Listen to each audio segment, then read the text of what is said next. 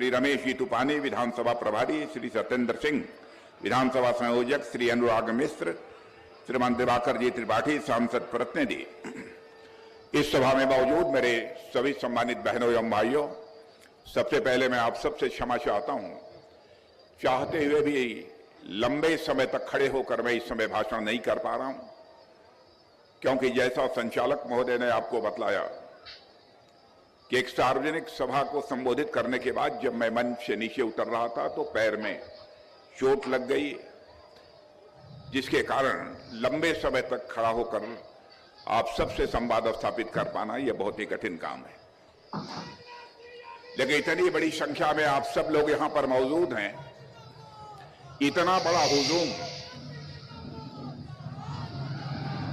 बड़ा हुजूम मेरे बहनों भाइयों, मैंने कल्पना नहीं की थी कि राजाजीपुरम में जाकर मुझे प्रत्यक्ष अपनी आंखों के सामने इतना बड़ा हुजूम हमको देखने का अवसर मिलेगा। राजाजीपुरम में इसके पहले भी मैं कई सार्वजनिक सभाओं को संबोधित कर चुका हूं। भाई आप लोग शोर मचाएंगे, मैं बोल नहीं पाऊंगा, क्षमा कीजिएगा। कोई याद नहीं, ज्यादा से ज्यादा आप ताली बजा दीजिए, शोर मत मचाइए। बहनों भाइयों, इसके पहले भी मैं कई सार्वजनिक सभाओं को इस राजाजीपुरम में संबोधित कर चुका हूं,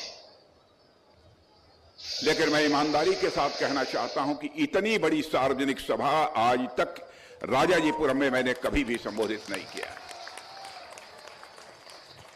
यह आप सभी लोगों का प्रेम, यह आप सभी लोगों का स्नेह है, जिसके परिणाम स्वरूप आप इतनी बड़ी भारी संख्या में आप सब यहां पर एकत्रित हुए।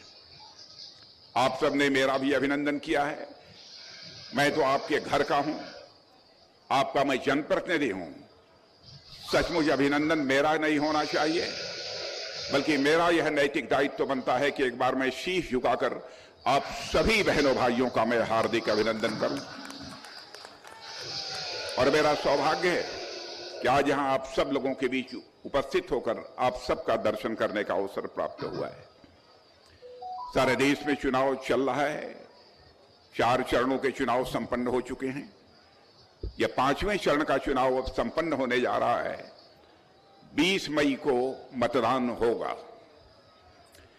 अब तक जो 4 चरणों के चुनाव संपन्न हुए हैं, राजनीतिक विश्लेषकों का यह मानना है कि अब यह बात पूरी तरह से पक्की हो चुकी है कि बीजेपी नेतृत्व की एनडीए इस बार भारत की संसद में 400 से अधिक सीटों पर विजय प्राप्त करने जा रही है। मैं जानता हूं जब भी चुनाव होता है बहुत सारी राजनीतिक पार्टियां आती हैं और आपके अंदर तरह तरह की गलतफहमियां भी पैदा करने की वह कोशिश करती हैं, लेकिन आप मुझे भी जानते हैं, मैं आपको भी मैं जानता हूं। बहनों भाइयों, जिंदगी में कभी झूठ बोलकर मैंने राजनीति नहीं की है। मेरी यह मान्यता है कि यदि सार्थक राजनीति यदि करनी है, जनहित की यदि राजनीति करनी है, तो केवल और केवल सच बोलकर ही सार्थक राजनीति की जा सकती है।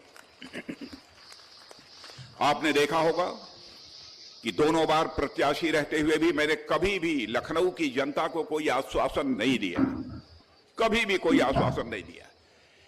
किसी ने भी कोई बात रखी होगी, जन समस्या से संबंधित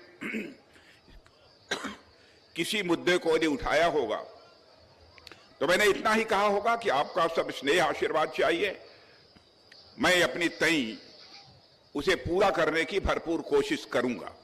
यहीं तक अपने को मैंने सीमित रखा है। लखनऊ के विकास का जहां तक प्रश्न है, मुझे बतलाने की कोई जरूरत नहीं है कि लखनऊ का विकास कितना हुआ है, नहीं हुआ है, क्या चीजें अभी शेष रह गई हैं। यह तो मैं स्वयं ही इसका जायजा लेता रहता हूं। अभी क्या हुआ है, अभी और आगे क्या करना है, स्वयं ही मैं इसकी पूछताछ करता रहता हूं।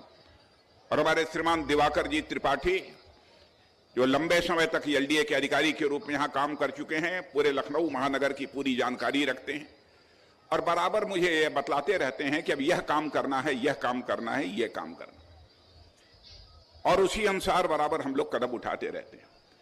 लेकिन आज मैं कहना चाहता हूं, लखनऊ में जो कुछ भी हुआ है उसका श्रेय मुझे नहीं दिया जाना चाहिए, उसका श्रेय यदि दिया जाना चाहिए तो भारत के प्रधानमंत्री मोदी जी को, और उत्तर प्रदेश में किसी को श्रेय दिया जाना चाहिए तो अपने यशस्वी मुख्यमंत्री माननीय योगी आदित्यनाथ जी को।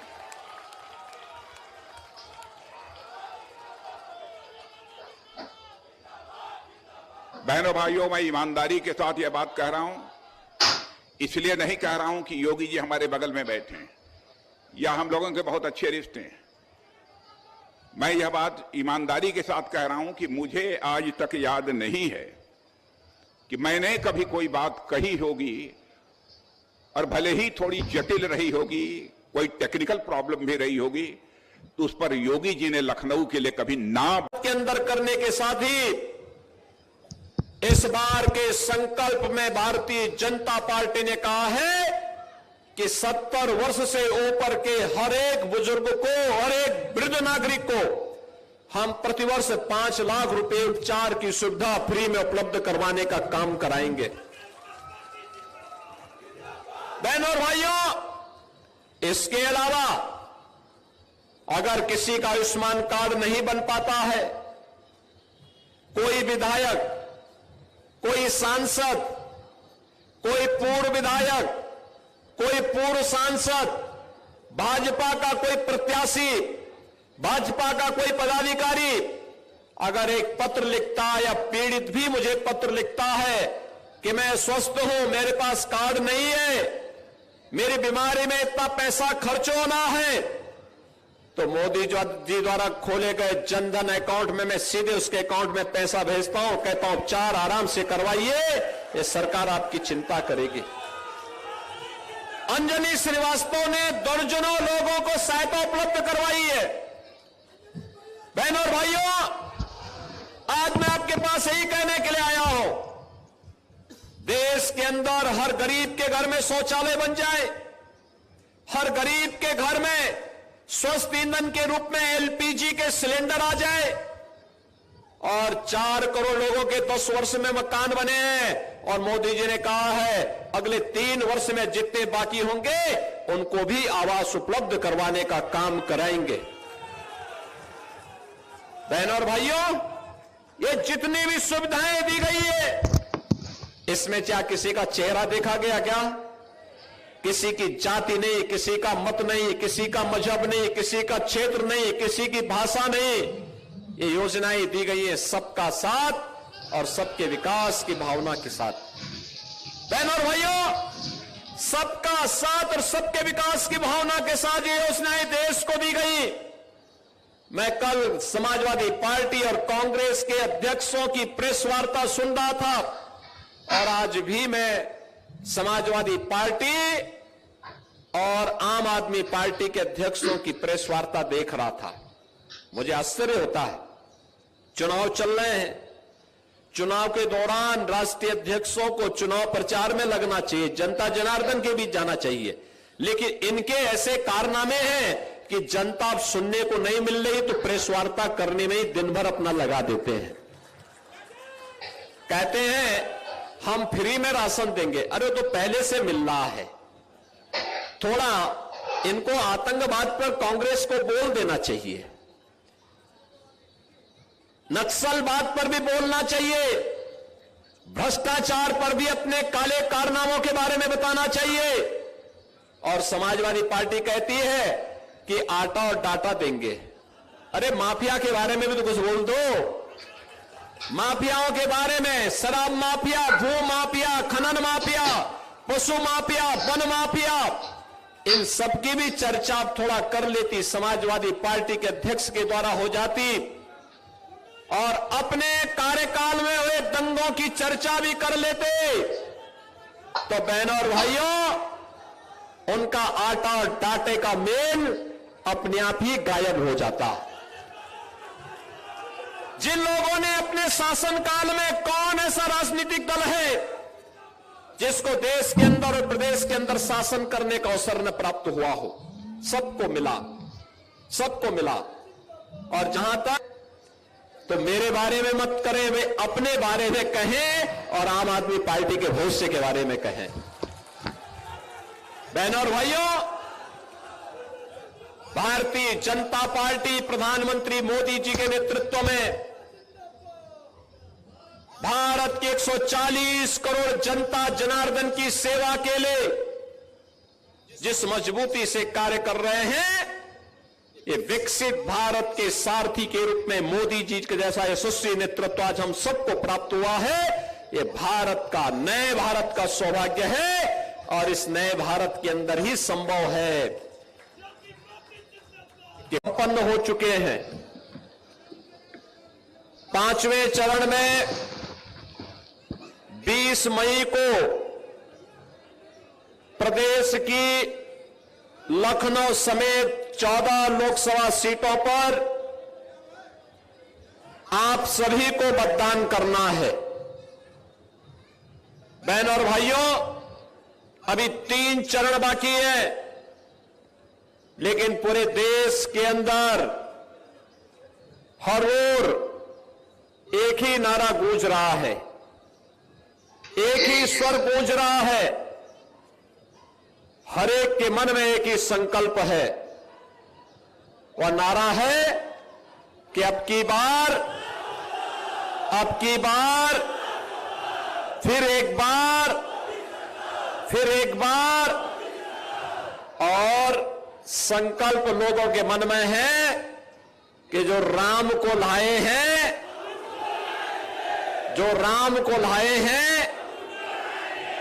बहनों और भाइयों, आज हम सब इस बात के लिए अपना सौभाग्य मान सकते हैं कि हम नए भारत के नागरिक हैं। एक भारत है, श्रेष्ठ भारत है।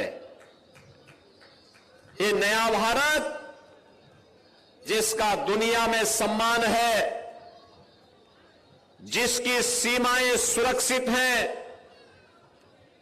जिसने आतंकवाद और नक्सलवाद पर प्रभावी नकेल कसा है, जिसने आधुनिक विश्व की सबसे अच्छा इंफ्रास्ट्रक्चर हाईवे के रूप में, एक्सप्रेसवे के रूप में, रेलवे के रूप में, मेट्रो के रूप में, एयरपोर्ट के रूप में अपने देशवासियों को दिया है और दुनिया के सबसे प्रतिष्ठित संस्थान भी IIT, IIM, IIIT, NIT, AIIMS और वर्ल्ड क्लास यूनिवर्सिटी के रूप में भी अपने देश के युवाओं को समर्पित किए हैं।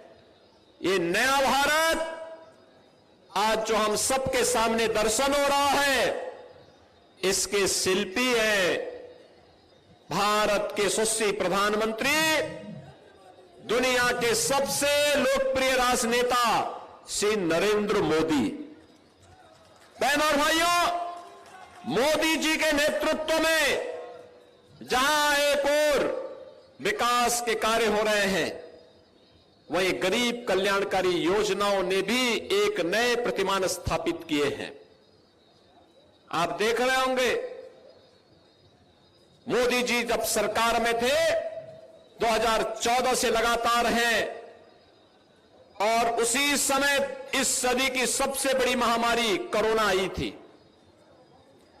अक्सर 100 वर्ष में एक बार इस प्रकार की महामारी का दस्तक होता है और महामारी, बीमारी से भी लोग मरते हैं और बीमारी के बाद भूखमरी से व्यापक पैमाने पे मौतें होती हैं। पहली बार हुआ, बीमारी आई, बीमारी से भी जनता जनार्दन को बचा करके दुनिया का सबसे अच्छा कोरोना प्रबंधन का कार्य मोदी जी के नेतृत्व में भारत के अंदर हुआ। बहनों और भाइयों, 80 करोड़ लोग फ्री में राशन की सुविधा का लाभ प्राप्त कर रहे हैं। और हैदरगंज, उससे मैं गुजर रहा था तो सचमुच मुझे आनंद की अनुभूति हुई है। पहले भी यहां आता रहा हूं और उसके बाद भी इस फ्लाईओवर से चल कर आया हूं। अब तक कई फ्लाईओवर यहां बन चुके हैं, लेकिन मैं लखनऊ की जनता को आपके माध्यम से जानकारी देना चाहता हूं, अभी 12 या 13 फ्लाईओवर और स्वीकृत हैं। स्वीकृत कराना नहीं है, स्वीकृत हैं, केवल उस पर काम होना अभी शेष है। लखनऊ के चारों तरफ रिंग रोड का निर्माण 104 किलोमीटर 8 लेन की रिंग रोड का निर्माण का काम भी पूरा हो चुका है। आप लखनऊ एयरपोर्ट देखिए, शानदार एयरपोर्ट आपको दिखाई देगा। आप देखिए त्रिवेणी नगर रेलवे स्टेशन, मैं कह सकता हूं कि त्रिवेणी नगर का रेलवे स्टेशन यह विश्व स्तरीय रेलवे स्टेशन होगा मेरे बहनों भाइयों, विश्व स्तरीय रेलवे स्टेशन होगा। आलमबाग का जहां तक सवाल है, एक सैटेलाइट रेलवे स्टेशन के रूप में इमर्ज होकर जो है वह लोगों के आलमनगर रेलवे स्टेशन एक सैटेलाइट स्टेशन के रूप में जो है एकदम बिल्कुल वह हम सबके सामने प्रत्यक्ष रूप से दिखाई दे रहा है। बहुत सारे ऐसे काम हुए हैं। काम का जहां तक प्रश्न है, इस देश में भी बहुत काम हुआ है, इस प्रदेश में भी बहुत काम हुआ है। और इस प्रदेश के काम की यदि मुझे चर्चा करनी हो तो मैं कह सकता हूं, सबसे पहले जो सबसे बड़ा काम किया है, जो किसी भी राज्य के विकास की पहली शर्त होती है, कानून और व्यवस्था का चुस्त दुरुस्त होना। मैं कह सकता हूं, जो करिश्माई काम योगी आदित्यनाथ जी ने यहां की कानून और व्यवस्था को चुस्त दुरुस्त बनाने में किया है, वह अपने में एक लैंडमार्क है। क्योंकि मेरी यह पक्की धारणा है कि जब तक किसी राज्य में कानून और व्यवस्था के हालात यदि चुस्त दुरुस्त नहीं होंगे, उस राज्य का विकास किसी भी सूरत में संभव नहीं हो सकता। और आपको जानकर खुशी होगी, जिस उत्तर प्रदेश के बारे में जहां पर पहले सपा बसपा यह सब सारे सरकारें हुआ करती थी, विकास की बातें बहुत सारी की जाती थी, लेकिन हमारे उत्तर प्रदेश का विकास संभव नहीं हो पाया था। लेकिन आज उत्तर प्रदेश प्रगति और विकास के पथ पर तेजी के साथ आगे बढ़ रहा है, तो उसका श्रेय भी किसी को दिया जाना चाहिए, तो अपने मुख्यमंत्री श्रीमान योगी आदित्यनाथ जी को दिया जाना चाहिए। मैं तो सारे देश भर में जाता हूं और मैंने देखा है मेरे बहनों भाइयों, मैंने देखा है उत्तर प्रदेश में जो कानून और व्यवस्था की स्थिति है और उत्तर प्रदेश में जिस तेजी के साथ विकास हो रहा है, यह हिंदुस्तान के दूसरे राज्यों में भी इसकी चर्चा हो रही है। यह सब भी हम सभी के लिए गौरव का विषय है। देश का जहां तक प्रश्न है, आदरणीय मोदी जी के नेतृत्व में एक नए भारत का निर्माण एक नई सोच के साथ होते हुए आप प्रत्यक्ष अपनी आंखों के सामने देख रहे हैं। भारत अब हमारा यह पुराना भारत नहीं रहा है, एक नए भारत का निर्माण तेजी के साथ हो रहा है। 140 करोड़ की जनसंख्या के देश में नए भारत का निर्माण करना यह 10-5 वर्षों में यह काम संभव नहीं है। फिर भी उस लक्ष्य को प्राप्त करने की दिशा में हम तेजी के साथ आगे बढ़ चुके हैं। और आज यह बात मैं नहीं कह रहा हूं, दुनिया की बड़ी मानी जानी हस्तियां यानी बड़े बड़े विद्वान, बड़े बड़े अर्थशास्त्री कहते हैं कि जो भारत 2004 से लेकर 2014 तक धन दौलत के मामले में, अर्थव्यवस्था के आकार के मामले में, इकोनॉमी के साइज के मामले में दुनिया के देशों में 11वें स्थान पर खड़ा था, हमारे प्रधानमंत्री मोदी जी ने करिश्माई काम किया है बहनों भाइयों कि आज हमारा भारत 8-9 वर्षों के अंदर ही जो दुनिया के देशों में 11वें स्थान पर खड़ा था, वह जंप लेकर आज वह 5वें स्थान पर पहुंच गया है।